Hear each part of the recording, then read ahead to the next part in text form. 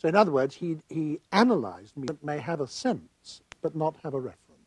Yes, this can happen, but well, this happens in two ways, and there could be names or nominal expressions, like present King of France, for example, which has a sense but no reference because nobody corresponds to it.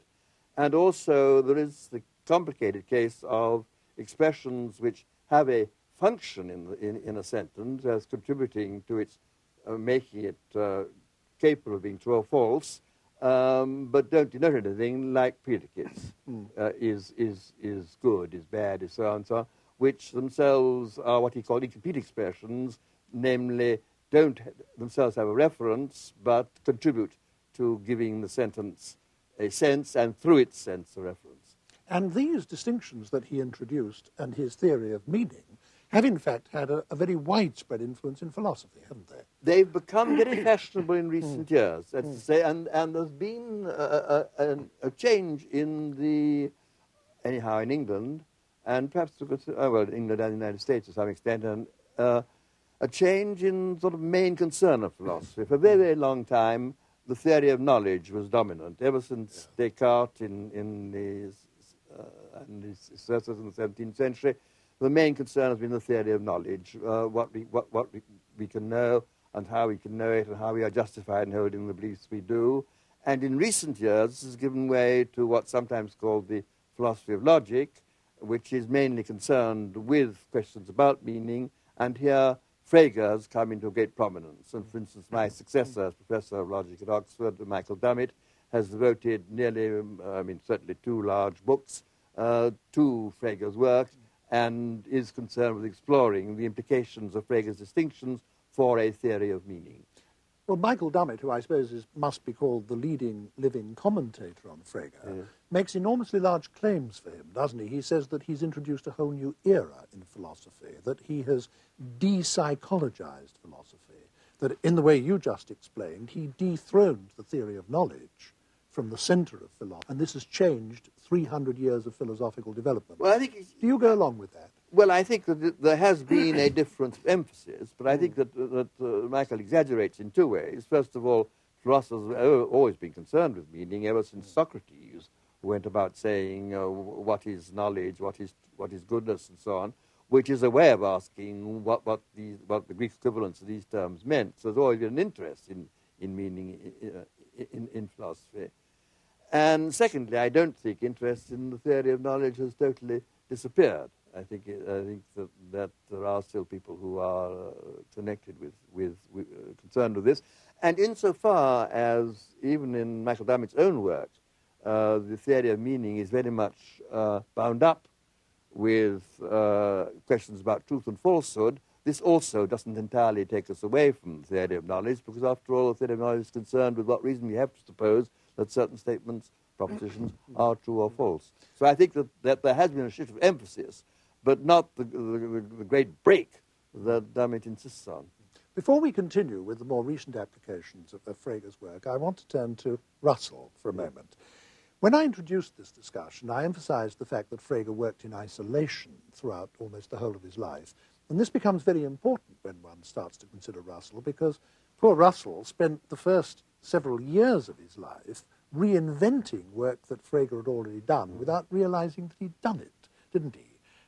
So that should make it rather easy for you to explain to us something about the importance of Russell's very early work. Well, I don't quite know why you say poor Russell, because it is quite true that Russell did a lot of work that Frege had done before him, but Russell also exposed a fatal deficiency in Frege's system.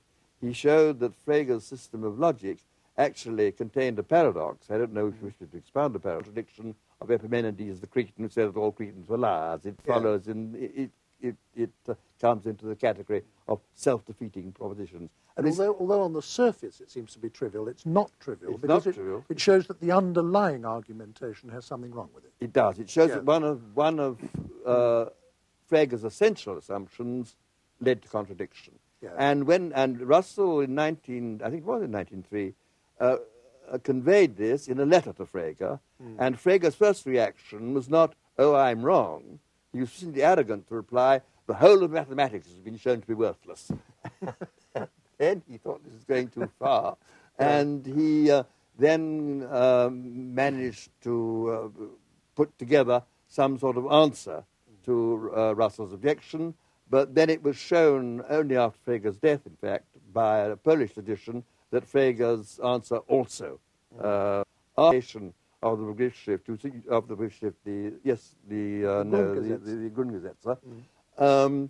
You yourself said earlier he never wrote the third volume, and he simply gave up. From 1903 to 1925, his death, he never did anything, and this was the result. He thought his life's work had been demolished. Had been demolished, yes. Yes. So that, in fact, it's a very sad story. Yes. In his own. Yeah. But it remains true, I don't want to press this point, that an enormous amount of the work that Russell had done and spent years over, Frege had already done, and Russell didn't know. Yes, that is true. But it's also true that although Frege did it first, and some experts today think that Frege did most of it better, it was through Russell that the ideas actually became famous in philosophy and influential in philosophy. That is true. I don't know why it was that Frege's work was so neglected. Partly because, for an absurd reason, that interest in the new developments of logic was very much an English thing. People like Boole and De Morgan. It wasn't taken up in Germany, because in Germany the mistaken psychological view of logic still prevailed, and wasn't taken up in England simply because of English insularity and incompetence in foreign languages. And it was left. But Russell, who had been brought up by German governesses and German nurses, did know German. But even Russell only got it indirectly. What happened was that Russell and his collaborator Whitehead went to a congress in Paris in 1903 and met an Italian logician called Peano. And it was through Peano, whose work enormously impressed them, and who was working in the same direction, though with a less efficient system. Was that the science of logic, which had remained virtually static for over 2,000 years since Aristotle, suddenly exploded into a whole new and enormous development. Mainly through Russell and Whitehead's Principia Mathematica, which it took them together about 10 years to... Well, Russell wrote the Principles of Mathematics in 1903, where he does make acknowledgement to Frege, I think, in the preface and in the appendix. Yes, he does, yes. And then he went on with his tutor at Trinity Cambridge, Whitehead, to write a 3-volume work called Principia Mathematica, in which he actually tried to do the work of deducing mathematics from logic, and it's full of formulae, and it is a stupendous work, although, as you rightly said, it doesn't quite achieve the standards of logical rigor that Frege had achieved before it. But this was the one that really popularized the subject. Then all sorts of people took it up, and it took, from then on, it has proceeded by leaps and bounds. And it's now, so to speak, a major field of intellectual endeavour throughout the Western world, in every university. But it's interesting, I think also should be mentioned, that one of the effects has been not so much to subdue mathematics to logic, which is what Frege and Russell wanted, but to subdue logic to mathematics. And that in recent years, mathematical logic has become more and more mathematical, and has had less and less to do with philosophy in general. And even a disciple of Frege, like Michael Dummett, is more interested in the semantic side of it, the theory of meaning, than he has hitherto shown himself to be in the purely mathematical side.